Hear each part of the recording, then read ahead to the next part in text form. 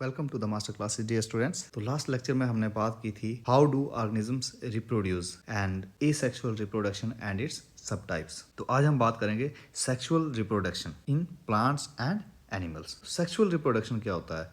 It is that type of reproduction in which two sex cells fuses and forms a structure called zygote. लेकिन इसमें जो दो sex cells हैं वो opposite sex होते हैं। दैट मीन्स एक मेल सेक्स सेल होता है और एक फीमेल सेक्स सेल होता है।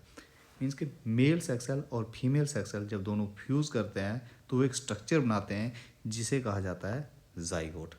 और फिर फर्दर जाइगोट्स की डेवलपमेंट होके एक एम्ब्रियो बनता है और एक कंप्लीट ऑर्गेनिज्म बन जाता है। तो हम जानने की कोशिश करेंगे कि मेल सेक्स सेल्स क्या होता है और फीमेल सेक्स सेल क्या होता है। तो मेल सेक्स सेल होता है स्पर्म, फीमेल सेक्स सेल होता है ओवम या फिर इसे एग भी बोलते हैं।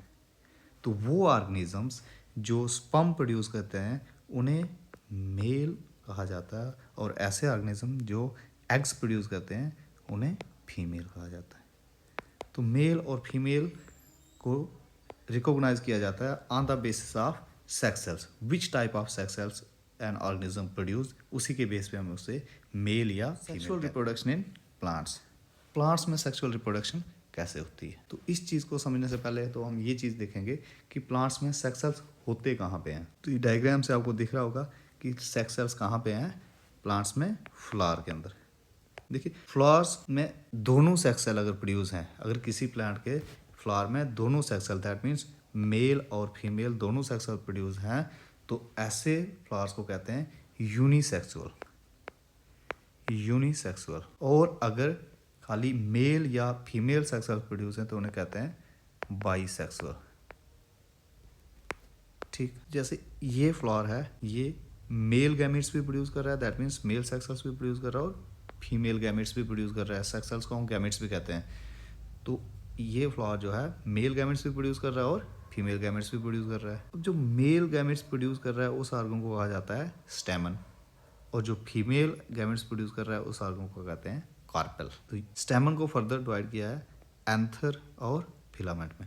ये जो स्टॉक है इसे कहा जाता है फिलामेंट, और ये जो इसके ऊपर ये किडनी शेप स्ट्रक्चर है इसे कहते हैं एंथर। तो ये था इसका मेल पोर्शन। अब बात करते हैं हम फीमेल पोर्शन की। तो फीमेल इसमें कहाँ पे है? ये वाला जो ऑर्गन है इसे कहा जाता है ओवरी, ये स्टाइल और ये स्टिग्मा। तो ये जो एंथर है, ये मेल सेक्स ऑर्गन जो है, ये जब मूव करेगा, जब फर्टिलाइज होगी तो ये यहाँ से आके यहाँ पे लैंड करेगा स्टिग्मा के ऊपर, और फिर फर्टिलाइजेशन होगी। बाकी फ्लावर जो ये पत्तियाँ रहती हैं इनको पेटल्स कहते हैं, और ये ग्रीन कलर के जो है ये सेपल्स। ये वाला ऑर्गन पेडिकल या रिसेप्टेकल, और ये अंदर जो इसमें ये स्ट्रक्चर डॉट्स हैं इनको कहते हैं ओव्यूल। तो ये था स्ट्रक्चर ऑफ। अब बात करेंगे पॉलिनेशन की। पॉलिनेशन एक ऐसा प्रोसेस होता है in which the pollen grains are transfer from anther of a stamen to the stigma of carpel. Means मैं जब ये कहा था ये मेल सेक्सुअल ऑर्गन जो है, यहाँ पोलन ग्रेन्स जो है यहाँ से मूव करके जब स्टिग्मा पे लैंड करते हैं, इस प्रोसेस को पॉलिनेशन कहा जाता है। और पॉलिनेशन मोस्टली या तो एयर के थ्रू होती है, हवा में ये पोलन ग्रेन्स उड़ के यहाँ से स्टिग्मा तक पहुँच जाएंगे, या फिर बर्ड्स पोलन ग्रेन्स को एक जगह से दूसरी जगह तक ट्रांसफर करते हैं। ये प्रोसेस को कहा जाता है पॉलिनेशन। अब बात करेंगे टाइप्स ऑफ पॉलिनेशन। एक रहता है सेल्फ पॉलिनेशन और एक होता है क्रॉस पॉलिनेशन। इन दोनों में क्या डिफरेंस है? सेल्फ पॉलिनेशन होता है जब एक ही फ्लावर में दोनों मेल और फीमेल ऑर्गन्स प्रेजेंट हो और यहाँ से यहाँ पे मूव करें जब पोलन ग्रेन्स, तो उनको कहते हैं सेल्फ पॉलिनेशन। लेकिन अगर पोलन ग्रेन्स को एक फ्लावर से दूसरे फ्लावर तक मूव करना हो, एक फ्लावर से पोलन ग्रेन्स उड़ के दूसरे फ्लावर के स्टिग्मा पे लैंड करेंगे, तो इसे कहा जाता है क्रॉस पॉलिनेशन। सेल्फ पॉलिनेशन और क्रॉस पॉलिनेशन का डिफरेंस क्लियर। अब पॉलिनेशन के बाद नेक्स्ट स्टेप क्या रहता है? होता है फर्टिलाइजेशन। फर्टिलाइजेशन में क्या होता है? एक सिंपल प्रोसेस है। जब पोलन ग्रेन्स लैंड किए हैं स्टिग्मा पे, तो उसके बाद क्या है? नेक्स्ट स्टेप जो है वो होता है फर्टिलाइजेशन का। फर्टिलाइजेशन में होता क्या है? इसमें सिंपली जो मेल गैमीट है दैट मीन्स पोलन ग्रेन्स थे, वो जो है यहाँ से मूव करके फ्यूज कर देगा एग के साथ। एग के साथ फ्यूज करेगा और जाइगोट बनाएगा। इसी प्रोसेस को कहते हैं फर्टिलाइजेशन। लेकिन फ्लावर्स में प्रोसेस कम्प्लीटली कैसे होता है? फ्लावर्स में क्या होता है कि ये स्टिग्मा है, तो स्टिग्मा पे जब पोलन ग्रेन लैंड करता है तो यहाँ से एक पोलन ट्यूब प्रोड्यूस करेगा और हम पोलन ट्यूब एक्सटेंड करती हुई कहाँ पे पहुँच जाएगी, ओव्यूल में, एग में, और यहाँ से फ्यूज कर देगी एग के साथ। ये सारा प्रोसेस जो है इसी को कहा जाता है फर्टिलाइजेशन। फर्टिलाइजेशन जब हो जाएगी तो क्या होगा, फर्टिलाइजेशन के बाद क्या बनेगा, जाइगोट बनेगा, और जाइगोट की ग्रोथ होगी, फर्दर सेल डिवीजन होगी तो क्या बनेगा, एम्ब्रियो, और एम्ब्रियो से फर्दर क्या बन जाएगा। बात करते हैं सीड क्या होता है। देखिए, जो भी जर्मिनेशन है या कोई नया प्लांट प्रोड्यूस हो रहा है तो वो किससे प्रोड्यूस हो रहा होता है, सीड से। दैट मीन्स जितना भी रिप्रोडक्टिव स्ट्रक्चर्स हैं वो कहाँ पे प्रेजेंट होते हैं, सीड के अंदर होते हैं। इसीलिए तो सीड को कहा जाता है रिप्रोडक्टिव यूनिट ऑफ प्लांट। तो चलिए इस सीड के स्ट्रक्चर को देखते हैं। सीड को सेंटर से खोल के रखा हुआ है, तो इसमें हम देखते हैं सबसे बाहर की कवरिंग जो रहती है, सबसे आउटरमोस्ट कवरिंग जो रहती है उसे कहते हैं सीड कोट। और सीड के अंदर एक छोटा सा बेबी प्लांट प्रेजेंट होता है। इस बेबी प्लांट के जो इनिशियल पॉइंट ऐसे कहते हैं रेडिकल, और उससे जो एक्सटेंड करके ऊपर जा रहा है इसे हाइपोकोटाइल, और लास्ट वाला जो पॉइंट है इसका टर्मिनल पॉइंट उसे कहते हैं एपिकोटाइल। तो ये है एक डाइकॉट सीड का स्ट्रक्चर। अब बात करते हैं सीड जर्मिनेशन। जब हम किसी सीड को सॉइल के अंदर सो करते हैं तो उससे होता है कुछ दिनों के बाद ये जर्मिनेट करता है और इसमें से रेडिकल बाहर आता है। सबसे पहले कौन सा पोर्शन बाहर आता है, सबसे पहले सीड का रेडिकल बाहर आता है। सीड कोट को रप्चर करके रेडिकल सीड से बाहर आएगा, और फिर रेडिकल से हाइपोकोटाइल जो है वो थोड़ा सा अपर साइड की तरफ अगेंस्ट द ग्रेविटी ग्रो करता है।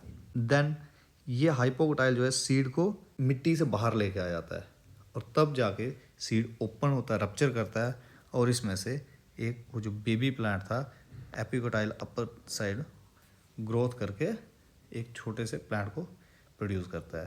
तो ये प्रोसेस है सीड जर्मिनेशन का। ये है complete sexual reproduction in plants. अब नेक्स्ट हम बात करते हैं सेक्सुअल रिप्रोडक्शन इन एनिमल्स की।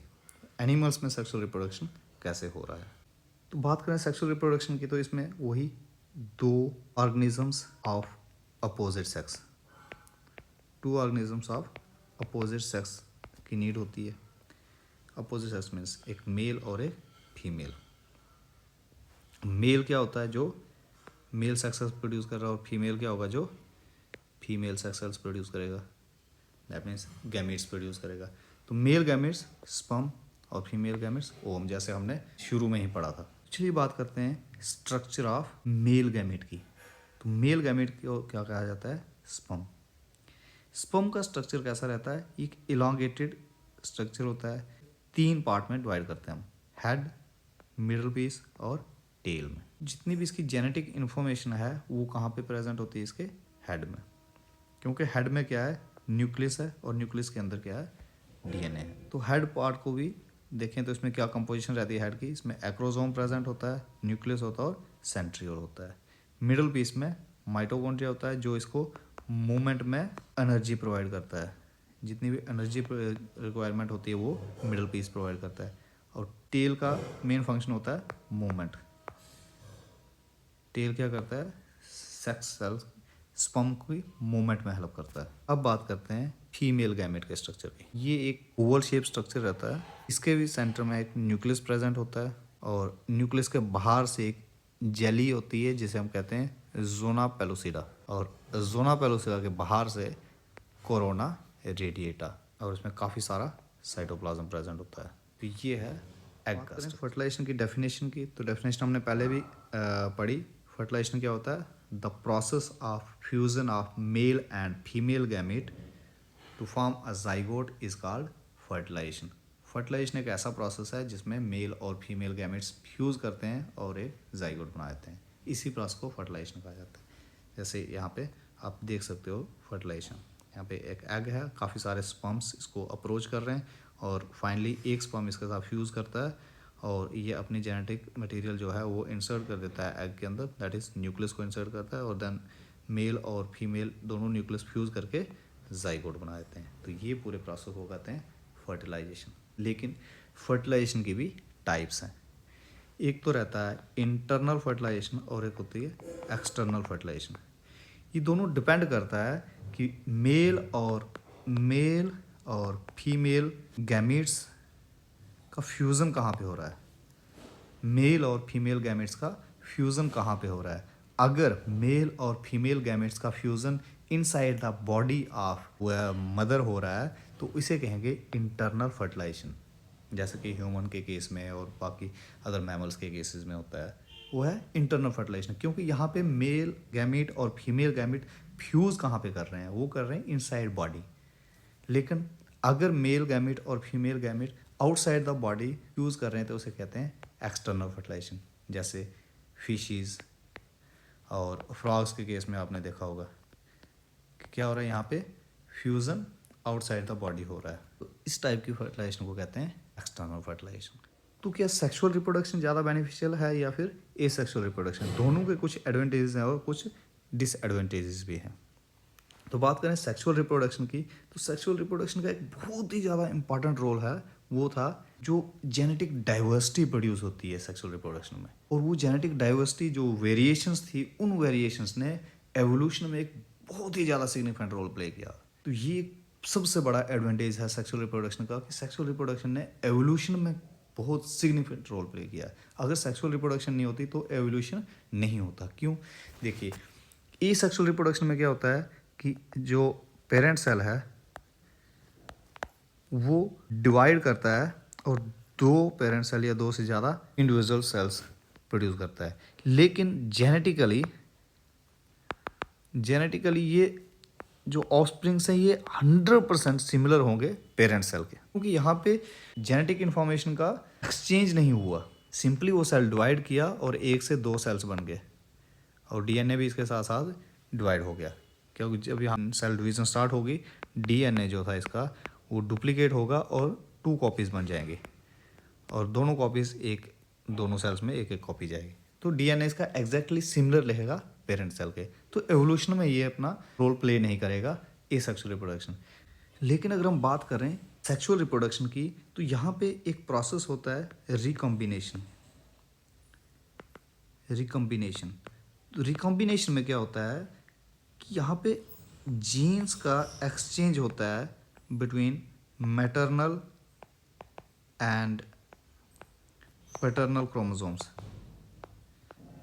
तो यहाँ पे दोनों जो मैटरनल और पैटर्नल क्रोमोसोम्स थे उनमें जो है वो जीन्स का एक्सचेंज होता है। इसलिए जो इंडिविजुअल है उसमें मदर और फादर के दोनों के कैरेक्टर्स प्रेजेंट होते हैं। तो ये जो वेरिएशंस आ रही हैं इनकी वजह से एवोल्यूशन होता है। ये था advantage of sexual reproduction. Topic है प्यूबर्टी।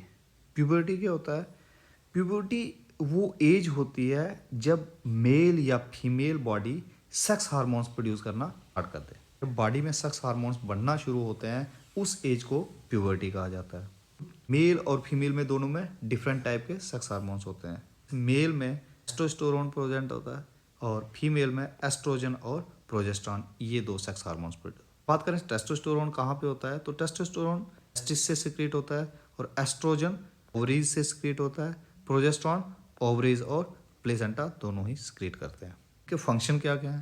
टेस्टोस्टेरोन का सिंपल सा फंक्शन रहता है कि मेल सेक्सुअल कैरेक्टर्स, मेल में जितने भी सेक्सुअल कैरेक्टर्स हैं वो उनको स्टिमुलेट कर देता है। जैसे बॉडी हेयर है, स्पर्म प्रोडक्शन है, वॉइस चेंज हो जाता है, नाइल डेवलपमेंट है, बोन स्ट्रेंथनिंग है, मसल मास इंक्रीज हो जाता है, लिबिडो बढ़ जाता है। तो ये जो जितने भी फंक्शंस हैं ये कौन स्टिमुलेट कर रहा है? टेस्टोस्टेरोन। और फीमेल सेक्सुअल हार्मोन्स का उनके डिफरेंट फंक्शंस हैं। जैसे एस्ट्रोजन का यही फंक्शन है, जैसे sexual characters growth, hair growth, pimples, mood swings करना, पीरियड स्टार्ट हो जाना, हाइट बढ़ जाती है। तो ये फंक्शन कौन कर रहा है? एस्ट्रोजन। प्रोजेस्टेरॉन का फंक्शन होता है यूट्रस वॉल का डेवलपमेंट। प्रोजेस्टेरॉन का बहुत इंपॉर्टेंट फंक्शन होता है क्योंकि अगर प्रोजेस्टेरॉन प्रॉपर्ली फंक्शन नहीं करेगा तो बेबी प्रोडक्शन में दिक्कत होगी, क्योंकि यूट्रस वॉल का डेवलपमेंट मस्ट है to accommodate the developing zygote. जब एम्ब्रियो बनेगा तो वो कहाँ पे जाके फिक्स होगा? यूट्रस वॉल कैसे अपने आप को डेवलप करता है एक एम्ब्रियो को इम्प्लांट करने में। चलिए अब बात करते हैं mail reproductive system. Exam point of view से भी इम्पॉर्टेंट है। कभी कभी क्वेश्चन आ जाता है to draw male reproductive system, draw neat and लेवल diagram of male reproductive system. फिर इसको एक्सप्लेन करने के लिए भी पूछ दिया जाता है। तो मेल रिप्रोडक्टिव जो सिस्टम है पूरा, इसमें डिफरेंट ऑर्गन्स हैं। कौन कौन से ऑर्गन्स होते हैं एक एक करके पढ़ेंगे हम। टेस्टिस, तो ये टेस्टिस है। टेस्टिस के अंदर एक पेयर ऑफ टेस्टिस प्रेजेंट होता है और टेस्टिस का फंक्शन होता है टू प्रोड्यूस स्पर्म्स। स्क्रोटम क्या है? स्क्रोटम एक बैग लाइक स्ट्रक्चर होता है जो टेस्टिस को स्टोर करता है। एपिडाइडमस क्या होता है? एपिडाइडमस एक बहुत ज़्यादा हाईली कॉइल्ड ट्यूब होती है जहाँ पे स्पर्म्स की मैच्योरेशन होती है। वास्ट डिफरेंस, ये ट्यूब लाइक स्ट्रक्चर होता है जो स्पर्म्स को कैरी करता है एपिडाइडमस से लेकर यूरिथ्रा तक। तो बात करें प्रोस्टेट ग्लैंड, तो इसका फंक्शन होता है to produce fluid for nourishment of sperms. तो एक ऐसा फ्लूइड को प्रोड्यूस करता है जो स्पर्म्स की नरिशमेंट में हेल्प करता है। एंड यूरिथ्रा, तो यूरिथ्रा सिंपली एक पाइप लाइक स्ट्रक्चर होता है जो स्पर्म्स और यूरिन को कैरी करता है। नेक्स्ट जेनिटल ऑर्गन है, use for sexual intercourse and release of urine and semen from the body.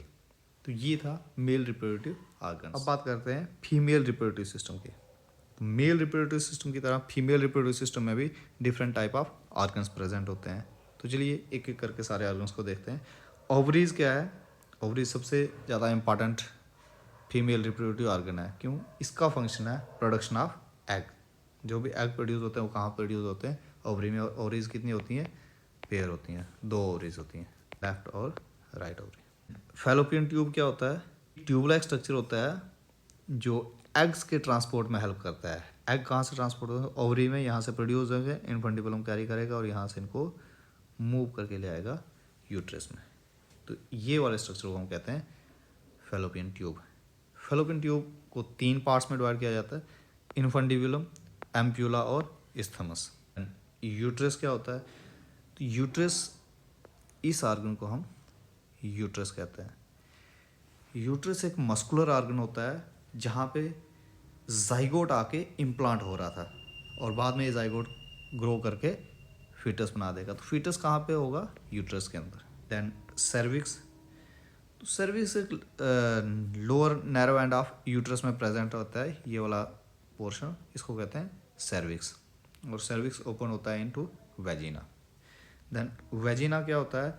It is a canal that connects uterus to the outside of body and serves for the passage away of menstrual blood, sexual intercourse and childbirth. तो ये 3 important function है vagina के। Then Bartholin gland, तो Bartholin gland क्या होता है? ये 2 छोटे छोटे ग्लैंड होते हैं जो वेजिनल ओपनिंग में। अब बात करते हैं फर्टिलाइजेशन इन एनिमल्स। तो हमने पढ़ा था प्लांट्स में फर्टिलाइजेशन से होता है और अब एनिमल्स में बात करेंगे एनिमल्स में फर्टिलाइजेशन कैसे होता है। तो फर्टिलाइजेशन में कुछ स्टेप्स हैं, पहले उनकी बात कर देते हैं। तो सबसे पहले क्या होगा? ओव्यूलेशन होगा। ओव्यूलेशन में क्या होता है कि एग प्रोड्यूस होगा। देन स्पर्म ट्रांसपोर्ट, यहाँ से स्पर्म मूव करेगा और ये जाके एग के साथ बाइंड कर देगा। जैसे एग के साथ बाइंड करेगा तो ये अपना हेड जो है वो इंसर्ट कर देगा एग में और वहाँ पे जो जेनेटिक मटेरियल है वो रिलीज़ करेगा। जब जेनेटिक मटेरियल रिलीज़ होगा तो वो फ्यूज़ कर देगा एग के जेनेटिक मटेरियल के साथ। मीन्स के स्पर्म का न्यूक्लियस और एग का न्यूक्लियस फ्यूज़ करेंगे और फर्टिलाइजेशन होगी और बनेगा जाइगोट। पूरा मैकेनिज्म ऑफ फर्टिलाइजेशन कैसे हो रहा है। जब फर्टिलाइजेशन हो जाएगा तो नेक्स्ट स्टेज क्या होगी? जाइगोट बनेगा और जाइगोट से क्या होगा? एम्ब्रियो बनेगा। इस डायग्राम में दिख रहा है ये फर्टिलाइजेशन हुआ, उसके बाद क्या हो रहा है? जाइगोट बना, ये ओवम स्पर्म न्यूक्लियस है, दोनों ने फ्यूज़ करके क्या कर दिया? जाइगोट बना दिया। अब जाइगोट में सेलुलर डिवीज़न होगी तो मोरूला बनेगा। देन फर्दर सेलुलर डिवीज़न और होगी और एक टी बनेगी जिसे ब्लास्टोसील कहा जाता है और इस पूरे स्ट्रक्चर को कहा जाता है ब्लास्टोसिस्ट। और ब्लास्टोसिस्ट के बाद क्या होगा? एक एम्ब्रियो बनेगा और ये एम्ब्रियो कहाँ पे जाके प्लांट होता है? यूट्रस में। तो ये पूरा सिस्टम था। तो जब एम्ब्रियो डेवलप हो जाएगा, नेक्स्ट स्टेप में क्या होगा कि ये एम्ब्रियो इम्प्लांट तो हो गया है यूट्रस में, लेकिन जो एम्ब्रियो के अंदर जो एक फिटस जो ग्रो कर रहा है उसको न्यूट्रिशन, उसका जो गैसेस एक्सचेंज और जो उसका वेस्ट प्रोडक्ट्स है वो कैसे एक्सचेंज हो रहा है। तो उसके लिए एक बड़ा ही इंपॉर्टेंट स्ट्रक्चर होता है जिसे कहा जाता है प्लेसेंटा। यहाँ पे देख रहे हैं आप, ये है प्लेसेंटा। तो प्लेसेंटा क्या है? दिख रहा है आपको? ये एक डिश शेप्ड ऑर्गन होता है तो जिसका फंक्शन क्या है, exchange of nutrients, oxygen, waste products mean mother and embryo. Developing embryo है जो फिटस है उसके बीच में और उसके मदर के बीच में एक्सचेंज ऑफ न्यूट्रिएंट्स, ऑक्सीजन और वेस्ट प्रोडक्ट का काम करता है प्लेसेंटा। जेस्टेशन क्या होता है, सिंपली बात करें, जब फर्टिलाइजेशन हुई और उसके बाद से बर्थ तक का पीरियड जो होता है, इस पीरियड को कहा जाता है जेस्टेशन। बात करते हैं मेंस्ट्रुएशन क्या होता है। मेंस्ट्रुएशन सिंपली एक 28 डेज का एक साइकिल होता है जिसमें एग प्रोड्यूस होता है। तो जो फर्स्ट मेंस्ट्रुएशन होता है आफ्टर प्यूबर्टी उसे कहते हैं मेनार्क, और जो लास्ट मेंस्ट्रुएशन होता है उसे कहते हैं मेनोपाज। मेनोपाज के बाद मेंस्ट्रुअल साइकिल बंद हो जाता है। तो देखिए प्यूबर्टी के बाद क्या होगा, सेक्स हार्मोन्स प्रोड्यूस होंगे और सेक्स हार्मोन्स क्या करेंगे, ओव्यूलेशन करवाएगा। Ovulation means release of egg. Ovulation कब से होगा, 14th डे पे। कौन से दिन, 14th डे पे ओव्यूलेशन होगा। Ovulation, release of egg. और अगर इस टाइम पे ओव्यूलेशन के टाइम पे एग को अगर स्पर्म मिल जाता है, स्पर्म के साथ अगर इसका फ्यूज़न हो जाएगा तो क्या होगा, जाइगोट बनेगा और इसी प्रोसेस को कहेंगे प्रेगनेंसी। बट अगर इस टाइम में स्पर्म नहीं मिलता है एग को, दैट मीन्स एग की फर्टिलाइजेशन नहीं होती है। अगर फर्टिलाइजेशन नहीं होगी तो क्या होगा, एग डाइड, एग मर जाएगा और फिर क्या होगा, ये बॉडी से शेड आउट हो जाएगा by the process of menstruation. तो प्यूबर्टी में हमने पढ़ा था सेक्सुअल हार्मोन्स। तो जो प्रोजेस्टेरॉन था, प्रोजेस्टेरॉन हार्मोन क्या करता है, एंडोमेट्रियम की ग्रोथ करवाता है। एंडोमेट्रियम ग्रो हो जाती है, थिक हो जाती है और उसमें जो वेस्कुलराइजेशन काफ़ी ज़्यादा बढ़ जाती है। जैसे यहाँ पे आप देख रहे हैं वेस्कुलराइजेशन बढ़ जाती है। क्यों, क्योंकि अगर बाई चांस एग का फ्यूज़न हो जाता है स्पर्म के साथ और जाइगोट बन जाता है, जाइगोट जब बनेगा तो वो जब इम्प्लांट होगा यूट्रस के अंदर तो उसे ऑक्सीजन भी चाहिए होगा, उसे न्यूट्रिशन भी चाहिए, और वो कौन प्रोड्यूस करेगा, एंडोमेट्रियम। अगर फर्टिलाइजेशन होगी तो एम्ब्रियो बन जाएगा, प्रेगनेंसी हो जाएगी और ये यहाँ पे यूट्रस में इम्प्लांट हो जाएगा। बट अगर फर्टिलाइजेशन नहीं होता है तो ये जो थिकनिंग हुई थी यूट्रस की, ये क्या करेगा, ये शेड ऑफ हो जाएगा और ये बॉडी से रिलीज होगा। यही प्रोसेस जब फर्टिलाइजेशन नहीं होती है एग की और ये एंडोमेट्रियम लाइनिंग जो है ये बॉडी से शेड ऑफ कर जाती हैं, क्योंकि इसमें बहुत सारी ब्लड वेसल्स हैं वो रप्चर करती हैं। तो ये जो shedding of endometrium from body है, इसी प्रोसेस को कहते हैं मेंस्ट्रुएशन। अब बात करेंगे बर्थ कंट्रोल। तो बर्थ कंट्रोल के 3 मेजर मेथड्स हैं, बैरियर मेथड, केमिकल मेथड और सर्जिकल मेथड्स।